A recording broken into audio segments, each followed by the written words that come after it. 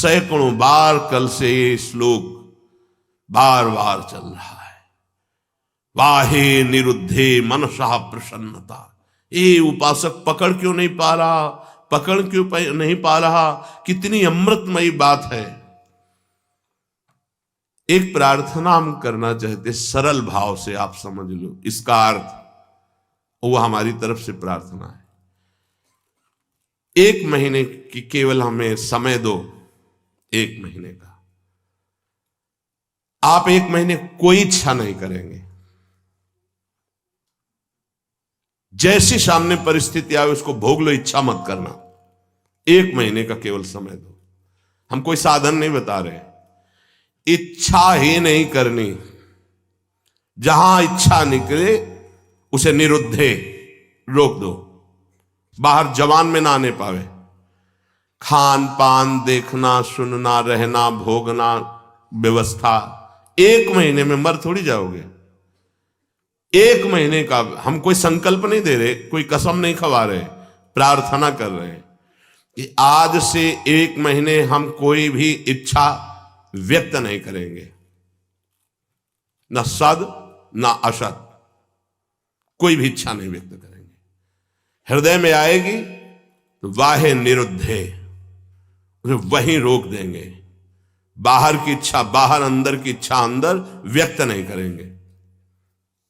आप सभी को राधे राधे। वीडियो के इस भाग को आप स्किप करके भी श्री गुरु जी का प्रवचन सुन सकते हैं। इस प्रभावशाली प्रवचन को पूरा सुनने के बाद मैं भी श्री गुरु जी के प्रवचन में गुम हो गई। गुरु जी ने इस प्रवचन में हम सबको कुछ ऐसा बताया है जिसे आप कभी नहीं भूल सकते।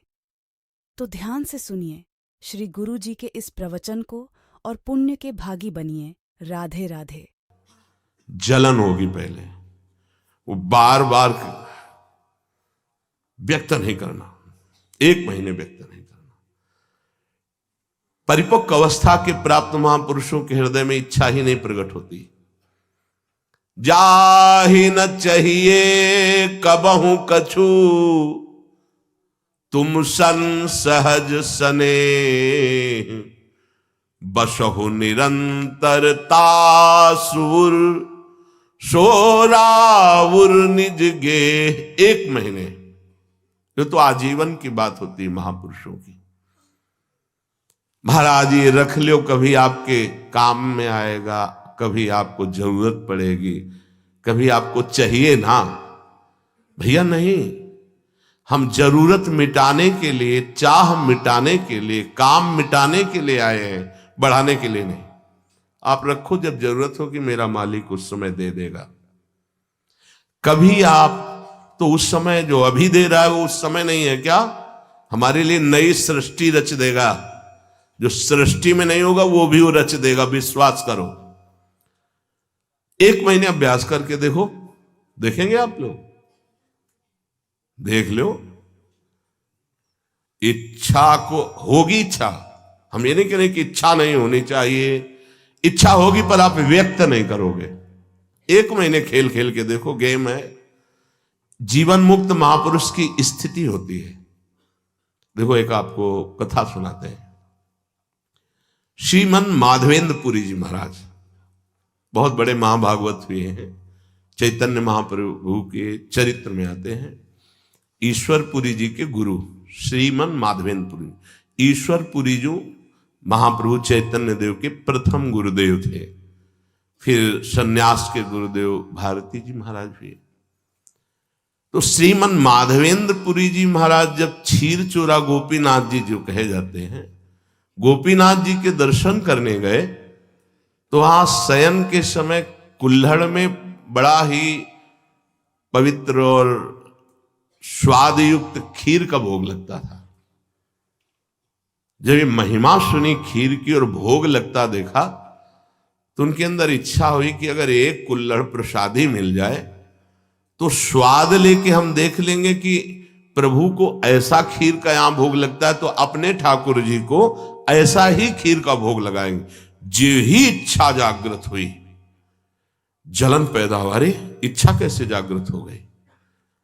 तो अंदर से विवेक कार्य कर रहा है बचाने का जलन, ये तो प्रभु के भोग के लिए इच्छा, फिर भी इच्छा कैसे हुई कि मुझे एक कुल्हड़ मिल जाए। तुरंत प्रणाम किया और वहां से चल दिए। अब रात्रि का समय आ रहा था, तो उसी गांव के किनारे एक वृक्ष के नीचे बार बार ये प्रश्न मन से, तूने इच्छा क्यों कर ली? बार बार उत्तर आता कि प्रभु के भोग के लिए इच्छा की है कि अगर मिल जाता तो स्वाद ले लेते और वैसे ही खीर प्रभु को लगाते अपने। नहीं नहीं, फिर भी इच्छा क्यों? बार बार धिक्कार मन को कर रहे थे। इधर महाभागवत की इच्छा भी भगवान बने थे और उसका पोषण भी भगवान करते हैं। जो निरीह जन हैं, जिनके अंदर इच्छा ही नहीं है, उनके हृदय में कोई इच्छा प्रकट होती तो लीला प्रकट करने के लिए होती। जो कई कुल्हड़ थे उनमें से एक कुल्हड़ छुपा लिया ठाकुर जी ने अपने वस्त्र के नीचे, घाघरे के नीचे, जो नीचे का वस्त्र उसमें छुपा लिया और सामने रखे हुए हर भोग के कुल्हड़ उठा करके ले गए। जब शयन कराने गए तो देखा एक कुल्हड़, कहा ये कैसे, यहां कैसे आ गया प्रभु के वस्त्र की? तो प्रभु ने कान में कहा उनके, प्रभु मूर्ति नहीं है, तुम जैसी भावना करोगे वैसे। राधा वल्लभ लाल जी, बिहारी जी सब बात करते हैं, ये किसी मूर्तिकार की रचना नहीं है। हाँ, एक बार मोहनचंद महाप्रभु का चरण छू गया श्री जी के भोग के कटोरे में, तो एक चपत मारी हितजू महाराज ने, प्रभु के पात्र में चरण कैसे छू गया? तो जो राधा वल्लभ लाल जी की सेवा के लिए गए तो कपोल में ऐसे अंगुली बनी, बोले जय जय। तो उनका बालक थे ना, तो जो आपने वो मेरे लगे। बात करते महाप्रभु आचार्य से, बंचंद महाप्रभु जी से, सेवक जी से और प्रेमी जनों से, जो चित्त को बेच दिए हैं प्रभु को, उनसे बात करते हैं। कान में प्रभु अपने सेवक से कही कि ये मैंने चुराया है श्रीमन माधवेंद्रपुरी जी के लिए, और गांव के बाहर अमुक वृक्ष के नीचे बैठे, ये वहां पहुंचाओ तत्काल। तो बैठे हुए भगवत स्मरण करते हुए बीच बीच में धिक्कार दे रहे थे। इच्छा कैसे जागृत हुई? श्रीमन माधवेंद्रपुरी किसका नाम है? उनका जी दास का नाम। ये गोपीनाथ प्रभु ने आपके लिए खीर का कुल्हड़, हाँ ऐसे नहीं, बड़ी अद्भुत लीला की, भोग लगाया तो एक कुल्हड़ चुरा लिया आपके लिए, और जब शयन कराने गए तब आदेश किया तो लाए। उस दिन से प्रभु का नाम क्षीर चोरा गोपीनाथ हो गया। वो तो चले गए दे के, रात भर रोते रहे, प्रभु खीर तो पाई ही, कुल्हड़ भी पा गए, और उसको जो थोड़ा कुल्हड़ का हिस्सा बांध लिया, रोज प्रसादी रूप से थोड़ा कुल्हड़ पा लिया। कितना आप विचार करो, इस कोटि के जो महामहिम है, वो भगवत संबंधी इच्छा में इतना क्लेशित हो गए। हम तो स्वयं भोग की इच्छा रखते हैं। हम कौन से साधक हैं, कौन से महात्मा हैं, किस मार्ग के पथिक? जरा सिद्धांत को समझो, यहां इच्छाओं का तो जाल लगा हुआ है, और परमार्थ का स्वरूप क्या है? बाहे निरुद्धे, बाह्य रोग दोष, इच्छा को कोई भी इच्छा हृदय में अपना स्थान न बनाने पावे। मनसः प्रसन्नता, तो आपके मन में अखंड प्रसन्नता जागृत होगी। और मनः प्रसादे परमात्म दर्शनम, जब हम बाह्य विषयों का सेवन करते हैं तो मन खिन्न रहता है, नवीन नवीन विषय भोगने के लिए मन में जलन होती, वही विषयों की तरफ आकर्षित करता है, फिर वही जलाता है, वही संकल्प विकल्प कराता है, थोड़ी देर जलाने के बाद फिर उसी भोग की लालसा करता है। बड़ा बाहे निरुद्धे, रोक दो उसको। देखो इसमें विवेक बल काम करता है। अगर आप सत्संग सुन रहे हैं, शास्त्र स्वाध्याय करते हैं, नाम जप करते हैं, सेवा करते हैं संतों की, ठाकुर जी की, तो आपका विवेक प्रबल हो जाएगा, वो रोक देगा। कितना आनंद! कल से इस श्लोक का चिंतन चल रहा है। इतना कोई इच्छा ही नहीं करनी भाई। ये गृहस्थ जन जो बहुत सी कामनाओं में रत हैं, वो ये नहीं समझ पाएंगे, लेकिन हम विरक्त जनों से प्रार्थना करते हैं, यदि आप कोई इच्छा नहीं करेंगे तो आप बहुत जल्दी जीवन मुक्त हो जाएंगे। इच्छा ही आपके स्वरूप को ढके हुए है, इच्छा ही आपका बंधन है, और निरीह इच्छा रहित ही जीवन मुक्त अवस्था है। 1 महीने का अभ्यास करके देखो। अच्छा, 1 महीना बहुत ज्यादा लग रहा हो कि पता नहीं चूक ना हो जाए तो 15 दिन का कर लो। 15 दिन बहुत ज्यादा लग रहा हो तो कोई 1 हफ्ते का कर लो। और गृहस्थ जनों को ज्यादा लग रहा हो तो 1 दिन का करके देख लो कि सुबह से लेकर के शयन तक आज कोई इच्छा नहीं हम करेंगे। अगर इच्छा होगी भी तो व्यक्त नहीं करेंगे। 1 दिन करो। विरक्त के लिए 1 महीना, नए साधक के लिए 15 दिन, बहुत नए साधक के लिए 1 हफ्ता, गृहस्थ के लिए 1 दिन और 1 हफ्ता। देखो ना करके क्या बिगड़ जाएगा। आज सुबह से शाम तक कोई इच्छा प्रकट नहीं करेंगे।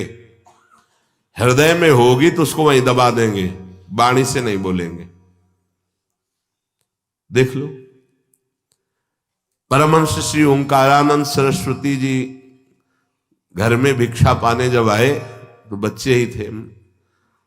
किसी कारण से मैया भूल गई नमक डालना सब्जी में। वो पा के गए, पिताश्री आए पाने, जेही, अरे सब्जी में तो नमक, अरे भूल गई, क्योंकि छोटे छोटे बच्चों के भूल गई। वो गए, कहा स्वामी जी सब्जी कैसी बनी थी? बोले नारायण नारायण, बहुत सुंदर, परम सात्विक बनी। नहीं स्वामी जी उसमें तो नमक था ही नहीं। अरे बेटा, प्राणों का पोषण करना ये नमक है कि नहीं, ये आप गृहस्थ लोग देखते हो। हमें तो जो प्राणों के पोषण के लिए मिला तो नारायण नारायण नारायण नहीं बचा उसमें, बिल्कुल कहीं कोई स्वाद दृष्टि इच्छा ही। 1 दिन। श्री गुरु जी का प्रवचन सुनने के लिए आपका कोटि कोटि धन्यवाद। ऐसी और ज्ञान से भरी वीडियो देखने के लिए हमारे चैनल को सब्सक्राइब करें और हमारे परिवार के साथ जुड़ जाए। हम सब एक साथ मिलकर और सभी को पूजा पाठ व नाम जप के मार्ग में ले जाने के लिए हमारा साथ दे। आज के इस भयावह समय में बहुत अधिक भ्रष्टाचार बढ़ता ही जा रहा है।